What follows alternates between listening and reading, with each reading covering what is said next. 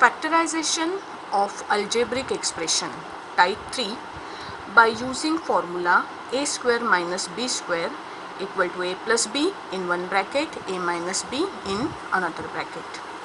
Now we are going to see next type of factorization. For example, consider a problem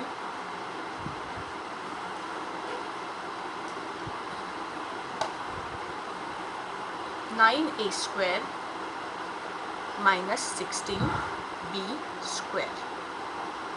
अभी इस expression में सिर्फ दो terms present हैं जो कि आप a square minus B square के फॉर्म में लिख सकते हो. पहली टर्म जो है 9a स्क्वायर, हम जानते हैं 9a स्क्वायर इक्वल टू हम लिख सकते हैं 3a होल ब्रैकेट स्क्वायर. तो यहाँ पे मैंने लिखा 9a स्क्वायर की जगह पे 3a whole bracket square minus 16b square को आप लिख सकते हो 16 means it is the square of 4b whole square. तो यहाँ पे आपको मिलेगा 9a square minus 16b square that can be written as 3a whole square minus 4b whole square. अभी हमारे पास फॉर्मूला है a square minus b square equal to a plus b in one bracket, a minus b in another bracket.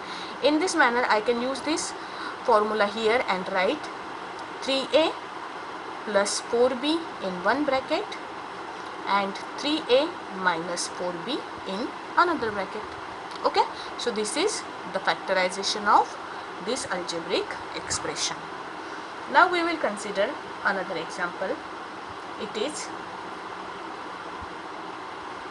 80a square minus 45b square. अभी यहाँ पे देखिए 80a square और 45b square, इसको आप a square minus b square के form में लिख सकते हो क्या? 80 किसी नंबर का स्क्वायर है क्या? तो नहीं है.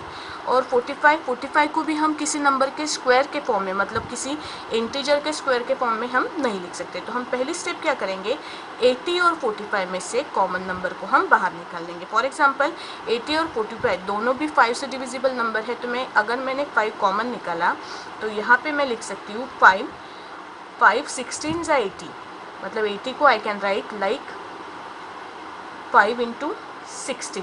ओके, अगर मैंने यहाँ से 5 कॉमन निकाला तो मैं ब्रैकेट में लिख सकती हूँ 16a स्क्वायर माइनस 45 को आप लिख सकते हो 45 इक्वल टू 5 मल्टीप्लाइड बाय 9. 5 अगर कॉमन निकाला तो यहाँ पे रहेगा 9b स्क्वायर, है ना.